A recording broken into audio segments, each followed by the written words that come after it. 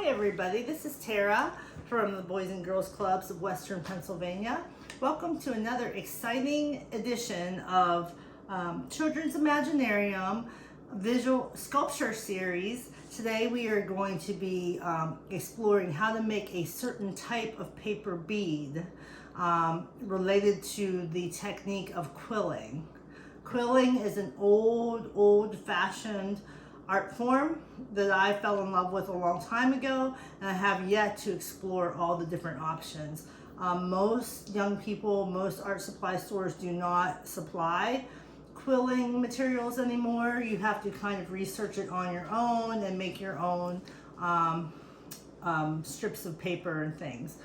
Okay, so you can also use wood, thin veneers, all sorts of things. But this is a type of bead that starts simple, that's very easy to make, and it's very relaxing. It's another one of those visual art practices that is semi-meditative after you get the hang of it. Okay, so let me show you my tray of paper beads that I have in reserve that I made when I used to teach preschool. I used to carry around a little kit with me, and whenever the kids were at nap time, I used to make these little beads. Very, very fun, very good. These are solid beads. They're solid coils of paper, and you can make these into jewelry, and I'm going to show you how. First of all, let's show you how to make the bead itself. Okay, so we'll put that up a little ways. All right, very easy. And then here's a Ziploc bag with some more beads in it. I ran out of space on my tray. So all you need is a dowel rod. Okay, dowel rods of your choice. Okay, so for this one, I'm going to use this one, the skinny one, although I'm going to do some square ones with a square center and some large ones later in time. All right, so you can do these with regular paper, and these ones were done with magazine paper. Okay, I do not have a lot of magazines and newspapers right now because of the pandemic, believe it or not. And the newspaper business, the magazines, entities that survive on paper have started to slowly go away. We're more electronic world, we're more virtual world. So magazines, newspapers are hard to come by. So I'm going to go ahead and use paper strips. So I have the yellow and white here. So I'm going to start with, we'll make a white one, part white and part yellow. Very easy. You're going to take your strip, and then we also have to have a little thing of glue. All right, so I always keep my glue in this type of format, and then this is glue, but it's from another thing, but I fill it up all the time with other types of glue. I'm using my needle tool to clean out my opening because sometimes it dries up. I want to make sure that the glue is going to come out. Okay, good. So here we go. All that you do is you start with your strip, and you just take your dowel rod like this, and you're going to wrap your strip around your dowel rod, but you're not going to wrap it straight on. You're going to wrap it kind of at a diagonal. I'll move my finger so you can see. At a diagonal, so that you overlap one edge of it, but so that the whole thing is covered. Okay, the dowel rod starts to get covered. So once I have that, come down till the end of the yellow. And like I said, you can use foil too. Any type of paper that you are attracted to, you can do this, and you can start designing how the colors will come out in the coil. So first, this is how we make the strips for the coil. It isn't just one piece of paper that we're going to coil up. It's one piece of paper that we've styled on this dowel first. So we're going to take this, we're going to add a little glue. And you can probably do this with a glue stick too, but I like tackier glue. I think it holds up better. All right, then let's do some white. So I'm going to put a little white there, attach that. Doesn't have to be perfect, it just has to be attached. And then you keep it going. And sometimes things come unraveled, and it can get frustrating at first. Every once in a while, I'll also put another little piece of glue just to help keep it together.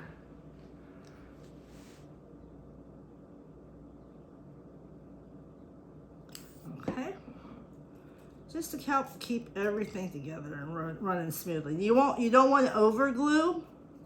If you over glue sometimes, especially if you're working very slowly, it can actually it can get glued to your dowel rod. So you don't want that.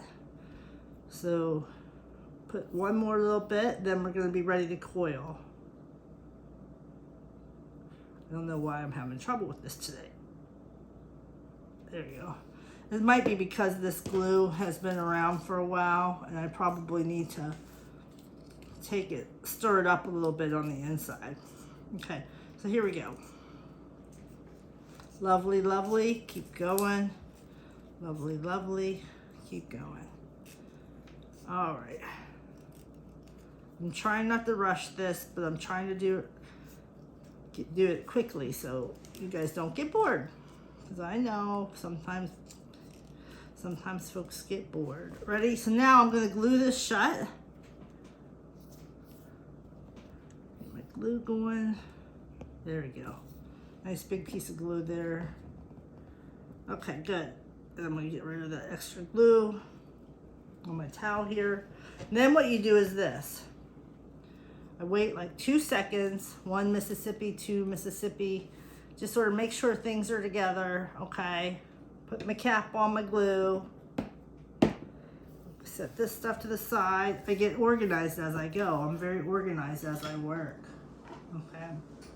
All right, then I'm gonna very carefully give this a little twist. Like I said, sometimes it'll get stuck.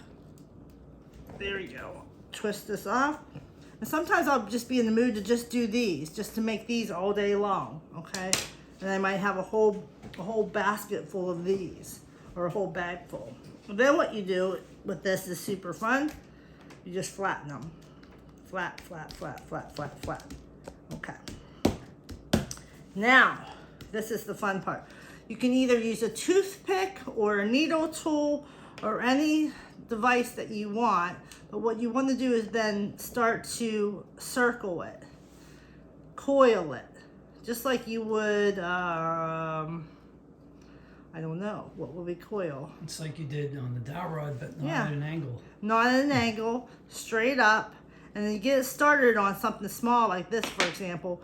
Then you can also just keep doing it on your own like this, or if you have a chopstick or a skewer, which is like a long toothpick, you can use that to help you. But see how I'm just doing it by hand? I'm just doing that. Oh yes, I forgot to say, you want to just give this a little bit of glue every once in a while. Just a little bit. I'm going to explain how all this glue is going to help us out in the end. So once you get this almost to the end here, I usually put a glue at the beginning, glue in the middle, and then glue at the end. This is just my demo one, so we're doing it real quickly. Very quickly. You should use an LY at the end of real, not and say really quickly. Okay, there we go. So there's one example of a small bead. Now you can get as big as this. You know, you can use different colors and get different effects. Now here's where the fun part comes. Once you have all your beads made, a nice selection of beads, such as I have right here, okay? What you're going to do is you're going to get like a piece of styrofoam that comes in a package, any piece of something that you can poke a toothpick into, okay? Then you're going to take a bead, you're going to arrange these. You're going to put several beads together that you might like to see together, okay? So say I want this, this, and this together, right? I'm going to arrange those, and I'm going to put some toothpicks up through the middle or some sticks, and put it into my foam so it's standing up, so it's level and it's standing up. And then I'm going to glue them with some Mod Podge or some watered down Elmer's glue or any type of glue that you want. You're going to glue all of this, top and around the sides, together. And it's going to be raised up. It's going to be raised up, sticking on a styrofoam so that the top dries. When that top dries, you're going to take it off of your toothpicks and your sticks, flip it over, okay? And then you're going to stick them back into your piece of foam and paint the other side and let it dry. You can do that 2 or 3 times if you like. Get a nice shellac, get a nice shell of clear gloss on there. It looks really cool. Now I'm going to show you the finished product. And I really, now I'm making myself want to do this now. I just don't have time right now, but I will have time again. So fun. Let me show you an example. Isn't that gorgeous? And this is a finished product.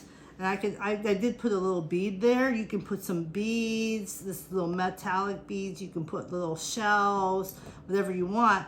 And see how I have these 2 big holes right here? Because this, I'm gonna pan up to myself real quick. This will actually go onto a beautiful rope. And this can be worn like a necklace, you know. I am wondering a little bit about like the kind of, I think I just used regular plastic type glue on this. So I'm wondering if this is gonna stick to my skin. It's not sticky now, it's obviously dry. But like in the heat, for example, like I'm wondering if it's gonna stick to my skin. So I wonder if I'm gonna wear like a t-shirt or a top underneath it, like a plain color top, because that would make it pop, you know. Stuff to think about in the world of fashion and jewelry and handmade jewelry. You know, how is it actually going to work for you? You know, you want to make it actually work. This is made out of nothing but paper and glue. So it's pretty cool though, don't you think? Definitely. I think it's just very interesting project to do. I love doing this type of thing. There's all sorts of other paper beads, beautiful beads that look like they're made out of wood when they're actually just made out of paper. So interesting. All right, thank you for your attention. This was another really interesting area of study for you to try. All right, now we're off to our next adventure.